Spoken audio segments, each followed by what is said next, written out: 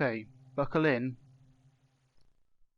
because the frame rate's about to drop. Oh, ouch. Can you even... Is the stream still up? I don't even know. Oh, that's better. Oh. Much prefer it like that. Oh no, what happened? The pain.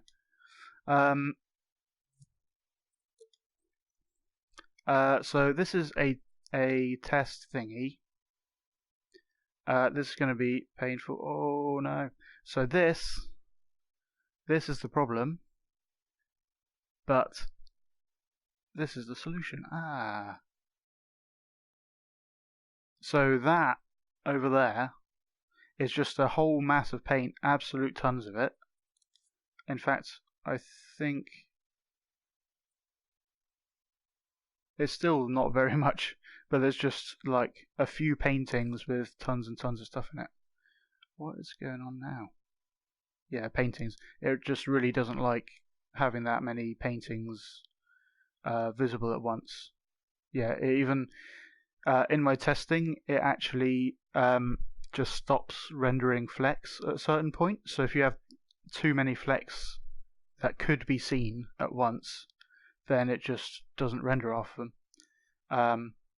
Well, the thermos don't lie. This is the thing. You got to remember. Whoa! It's probably because it's counting everything. It's taking a long time. So, yeah, it says. Oh, it goes off when I do that.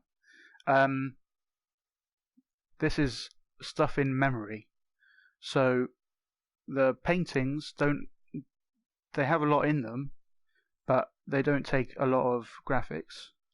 In this case, there's a whole load of clones of them. So there's a bit of gameplay thermo. But that's just in memory, that's not performance. So performance is when you're looking at stuff, how hard is it to draw that frame, all the stuff that's meant to be on the screen. And for paintings, it's really hard. The reason for that is a fleck, such as this one, so let's just look the other way. A fleck is some parts seem opaque, but any of the parts could be transparent, depending on like which fleck type it is and which iteration. So I don't know if you've noticed before, but there's like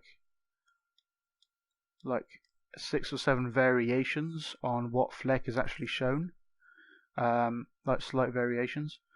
So it can't know for sure that you can't see through that whole fleck. So then if you have a painting behind it, even if like this fleck is so big that it's covering the screen, it's not 100% sure you can't see.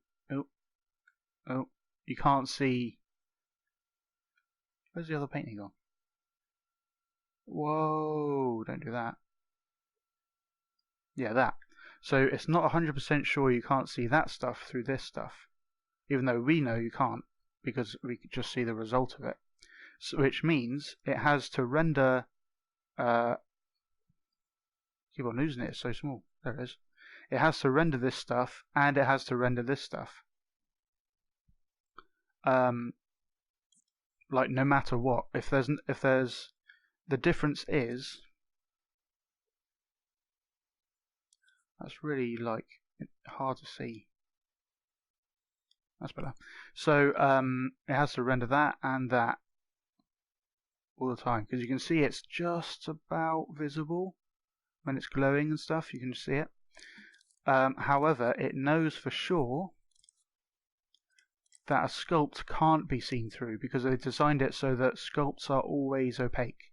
That's why you can't like make the sculpt insides invisible and stuff like that. It's because then they wouldn't be able to say let's not render that because there's a sculpt in front of it. They'd have to lose a load of performance.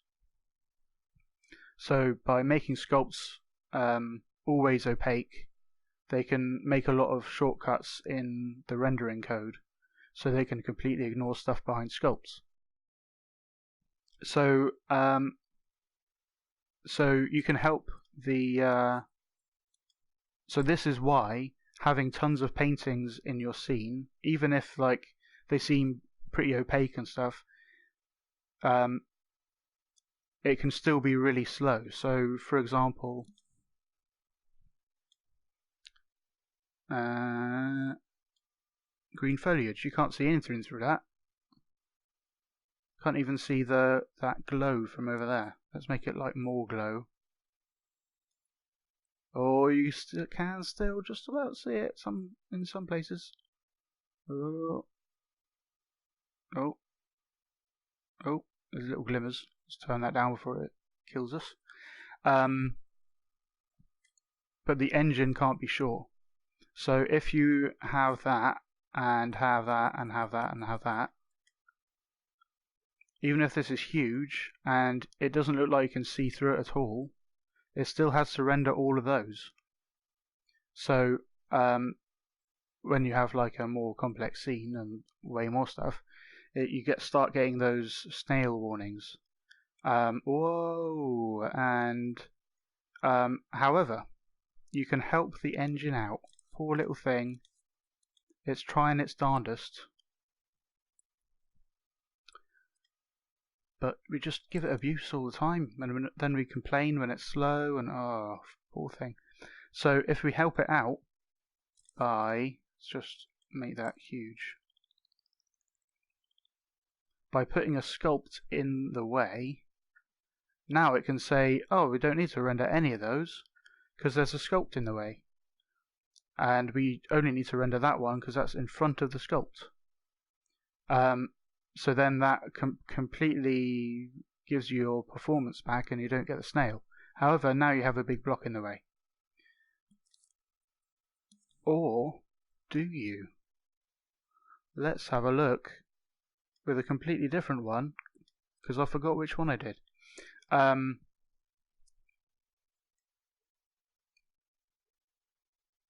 it's a different copy.